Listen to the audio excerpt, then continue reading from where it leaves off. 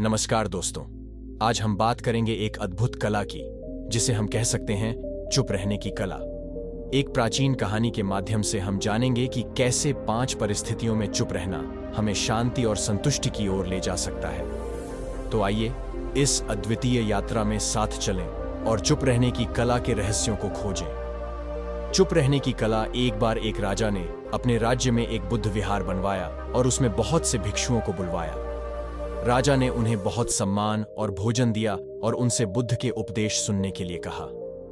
भिक्षुओं में से एक ने कहा, महाराज, हम आपको बुद्ध के उपदेश नहीं बता सकते, क्योंकि हम अभी तक उन्हें पूरी तरह से नहीं जानते हैं। हम तो बस उनके अनुसार जीवन जीने की कोशिश करते हैं। राजा ने पूछा, तो फिर आप लोग क्या करते हैं? भिक्षु ने कहा, हम चुप रहते हैं। राजा ने हैरानी से कहा, चुप रहना क्या होता है?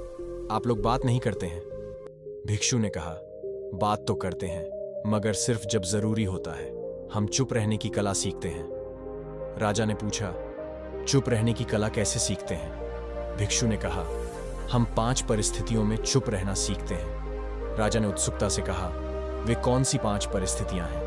भिक्षु ने कहा, पहली परिस्थिति तो यह है कि जब हमें कोई बात पसंद नहीं आती तो हम चुप रहते हैं। हम उस बात का विरोध नहीं करते, न ही उस पर क्रोध या द्वेष व्यक्त करते हैं। हम समझते हैं कि वह बात हमारे मन की शांति को बिगाड़ने का कारण नहीं है, बल्कि हमारा प्रतिक्रिया ही है। इसीलिए हम चुप रहकर अपने मन को शांत रखते हैं। दूसरी परिस्थिति यह है कि जब हमें कोई बात पसंद आती है तो हम चुप रहते हैं। हम उस बात का अनुमोदन नहीं करते, न ही उस पर लोभ या मोह व्यक्त करते हैं। हम समझते हैं कि वह बात हमारे मन की खुशी का कारण नहीं है, बल्कि हमारा अनुभव ही है। इसलिए हम चुप रहकर अपने मन को संतुष्ट रखते हैं। तीसरी परिस्थिति यह है कि जब हमें कुछ नहीं पता होता है तो हम चुप रहते हैं। हम कुछ भी अंधविश्वास या अज्ञान नहीं फैलाते, न ही अपने आप को ज्ञानी या बुद्धिमान बताते हैं। हम समझते हैं कि हमारा ज्ञान सीमित है और हमें और अधिक सीखना है। इसलिए हम चुप रहकर अपने मन को विनम्र रखते हैं। चौथी परिस्थिति यह है कि जब हमें कुछ पता होता है तो हम चुप रहते हैं।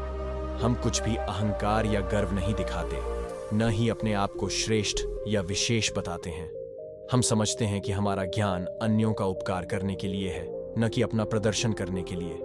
इसलिए हम चुप रहकर अपने मन को सेवा भाव से भरते हैं। 5वीं परिस्थिति यह है कि जब हमें कुछ कहना होता है तो हम चुप रहते हैं। हम कुछ भी बेवजह या अनावश्यक नहीं कहते, न ही अपने विचारों को अन्यों पर।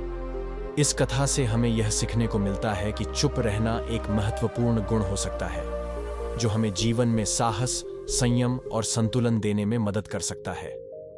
यह चुनौतीपूर्ण परिस्थितियों में भी हमें स्थिर बनाए रखने का सीखावा देता है। हमें यह याद रखना चाहिए कि बड़े अच्छे बुद्धिमान लोग वे होते हैं जो अपने विचारों को ज्यादा व्यक्त नहीं करते, बल्कि क्रियाओं में व्यापकता बनाए रखते हैं। इससे हम अपने जीवन को सकारात्मक और सामंजस्यपूर्ण बना सकते हैं। आप सभी से अनुरोध है कि इस अद्भुत सीख को साझा करें और इस प्रेरणादायक कहानी को आपके जीवन में अपनाएं। धन्यवाद।